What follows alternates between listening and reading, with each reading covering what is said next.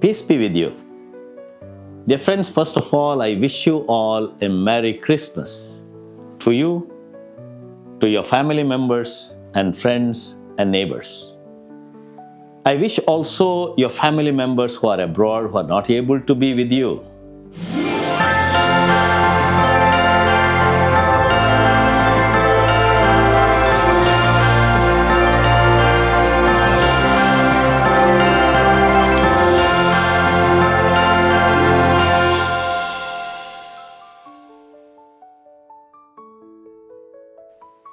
This is a great feast we are celebrating.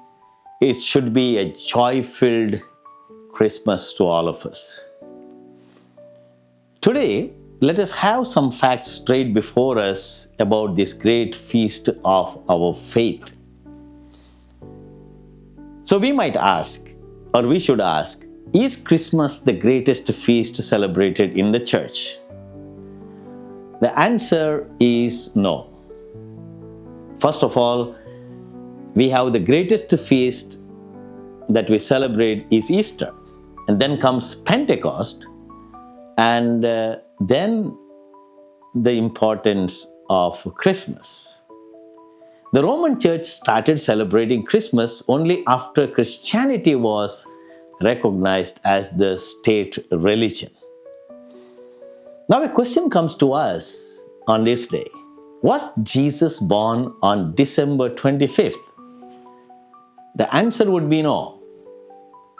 Many fathers of the church thought that Jesus was born on January 4th, before the death of King Herod the Great. Some biblical scholars fixed Jesus' birth in the month of September during the Feast of the Tabernacles, when people traveled and when the sheep were in the field at night.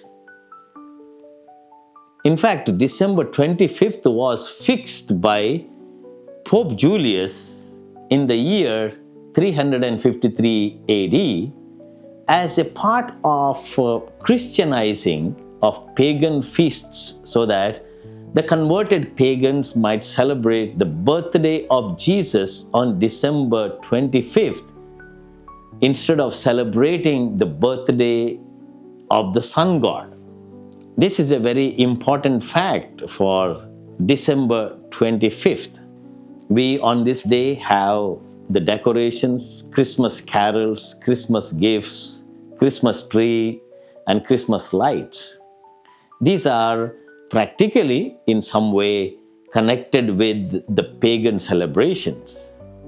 However, it was Francis of Assisi who first introduced the manger, which has become a big tradition in the Catholic Church.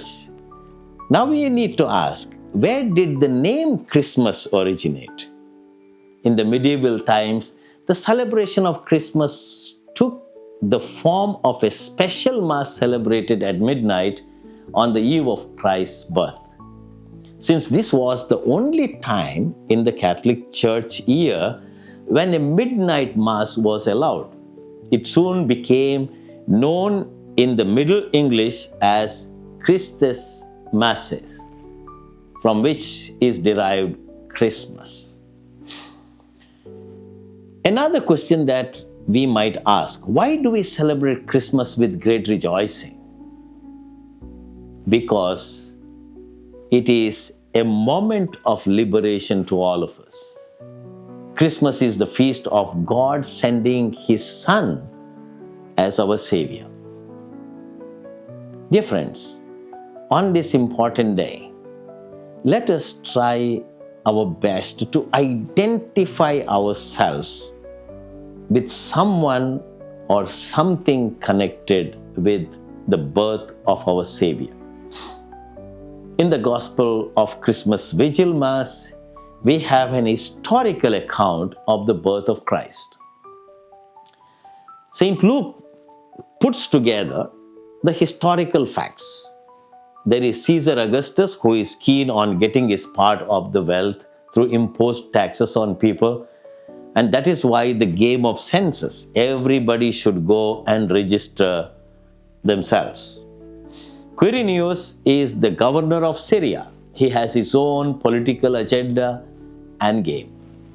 In fact, Luke is not interested in all these historical figures, but by narrating all these aspects of the historical facts, Luke wants to tell us there is someone most important who is born in Bethlehem, the city of David.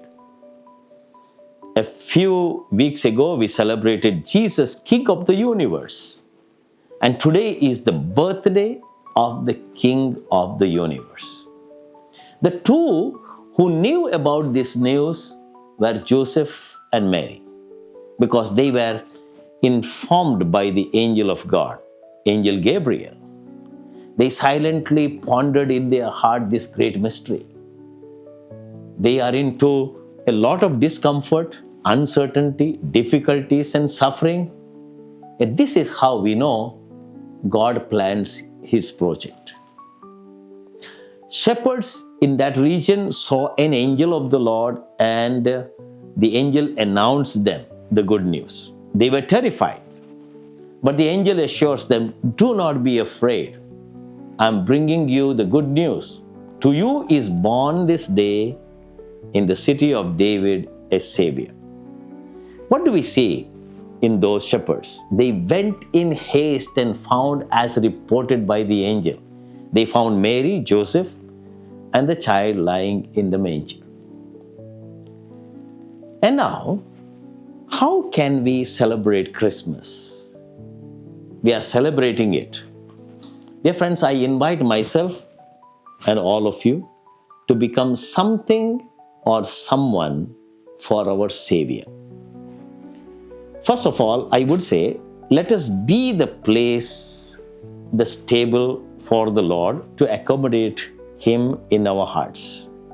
At times, our hearts are like a poor stable, stinking, disordered. We need the Savior to be born in our heart to set things right. Let us be the manger for the Lord. The animals take their food from the manger. By becoming manger ourselves, we can hold the Lord with our unworthy hands and unworthy hearts. He who becomes bread for us, let us be ready to be molded and kneaded, ready to be bread for others. Jesus said, "I am the bread of life." So He invites in turn us to become the bread to others. How can we become bread? We can nourish the lives of people who are around us by our generosity, as Jesus Himself was generous towards His people. Let us be like the shepherds in the field who went to do their job. But when they heard of the good news, they hastily went to Bethlehem to see the Savior. Let us be those shepherds, humble, responsible, who kept watch over the sheep.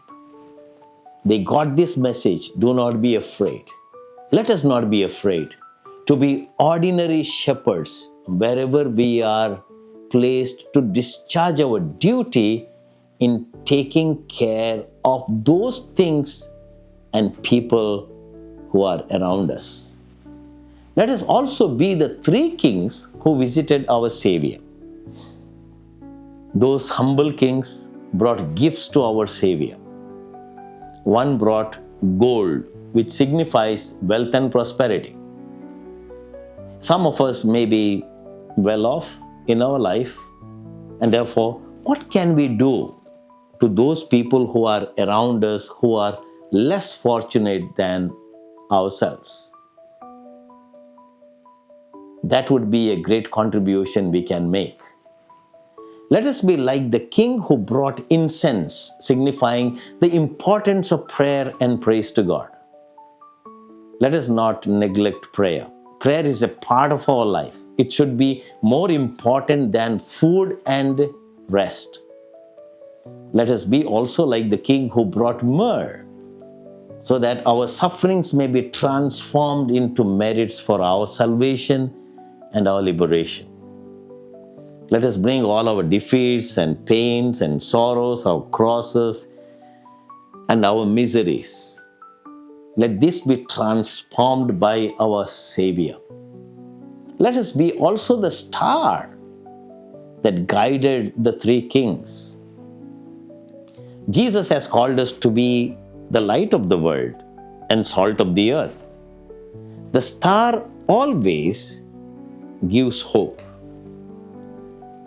We can be sure that there are a number of people around us who have no hope in their life, who suffer, who do not have any interest to live.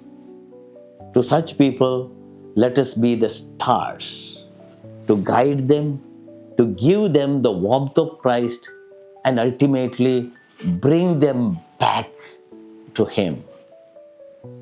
When we are with Christ, all our burdens will be light. Because Jesus Himself said, "Come to me, all you are burdened, and I will give you rest. My yoke is easy and my burden light." Let us look at Mary and Joseph. The humility of Mary and kindness and gentleness of Joseph must inspire us to celebrate this feast with that enthusiasm and courage.